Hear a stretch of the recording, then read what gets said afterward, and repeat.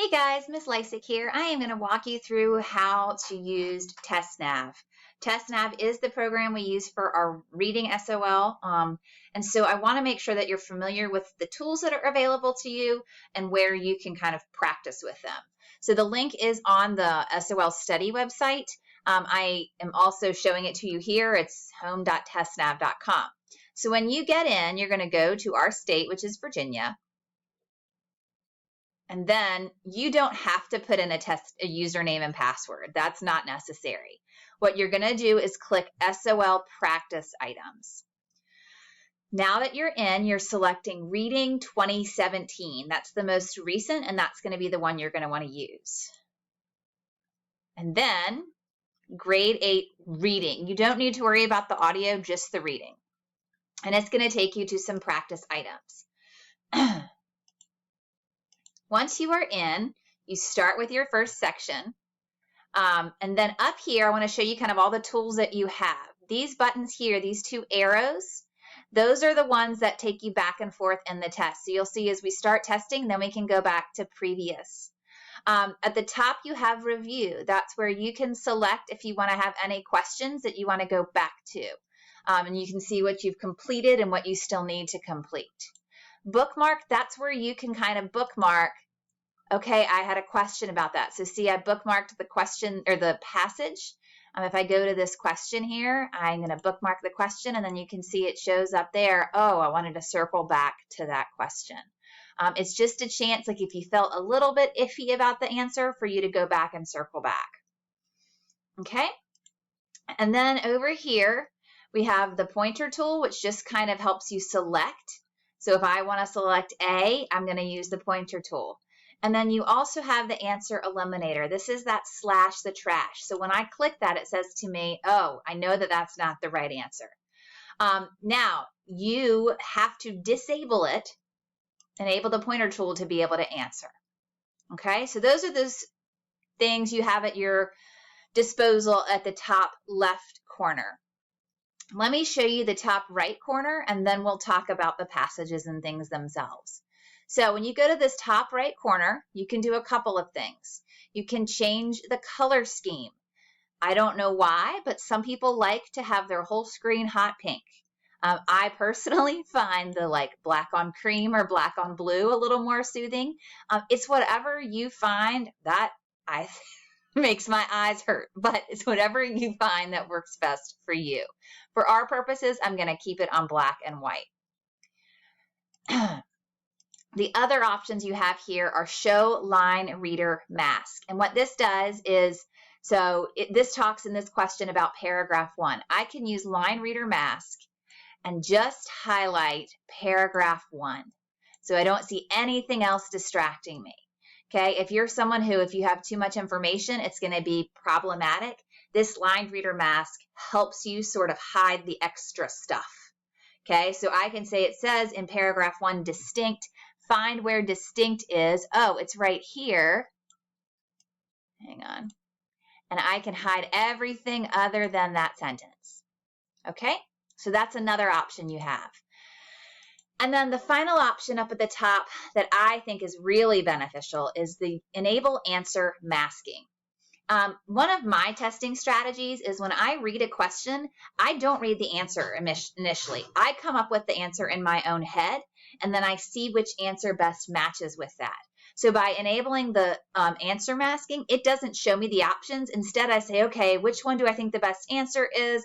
And then I can show, oh, this one. And it helps me kind of narrow in to make sure that I'm coming up with my own answers before I answer a question.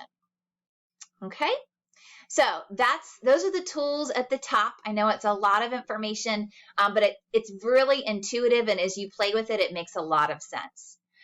So then when you are reading a passage, what you're going to have, and there are going to be some paired passages, with every question, you're going to have your passages accessible to you inside the passage, inside that little text box. I don't have a virus. It's something weird that my computer's doing. So then in that passage, you can scroll down to see the whole piece. Okay, same here. So we're comparing a writing passage or a nonfiction passage with a poem. So everything is right there. You just scroll down to see it all. The other fun trick you can use is if you left click in any section, you can then highlight. So remember, we were looking at the word distinct in this passage, so I can make it a highlighted color so I can remember that's what I'm looking at. So all of that stuff is there.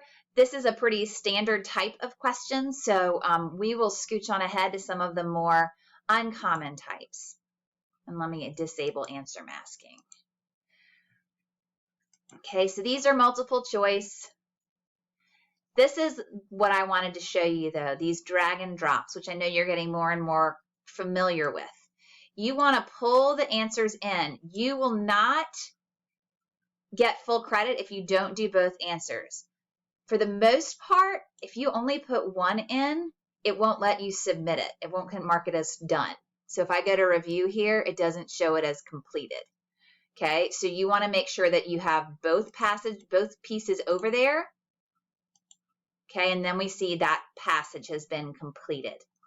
Okay, now also won't let you put another one back in. So if you want to change your mind, you want to drag the other piece out and then drag the new piece in. Okay, here's another drag and drop. So same deal.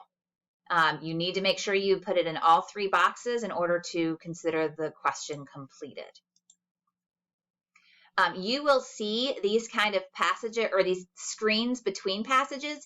They're just giving you a heads up that you're finished with the topic of one passage and you're moving on to the next. Okay, once again, we have our passage here. It's a bit longer, but it's just one as opposed to a paired passage. We're seeing those multiple choice questions. Okay, this is not drag and drop. You are selecting. So you are going to select, and that's where you want to pay close attention. It says 2 words, so you want to make sure you highlight 2 words. Once again, if you only highlight one, it won't show as completed. Okay. Another drag and drop. And then we're to the end of that passage. So you are seeing some of the types of questions you want to see. So if you want to just kind of practice with them as you go through to prepare for your SOL, you can certainly do it through TestNav. Here is another one where you're selecting. So you want to make sure it's asking for 4 words. So you want to make sure you select 4 words. And that is a really good use of the highlighting function. Okay, and all of these are multiple choice, another selection type. So here you have something that's a little different. It is drag and drop, but you'll see they keep repopulating at the bottom. Okay, so that's where you just, you're not going to use them up. Okay, so still drag and drop, but instead of having multiple options, that's going to be what you have.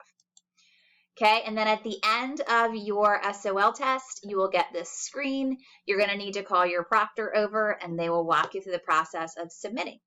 So I hope all of that makes sense. If you still have any questions, you are welcome to reach out to your teachers and we can give you any guidance that might be helpful.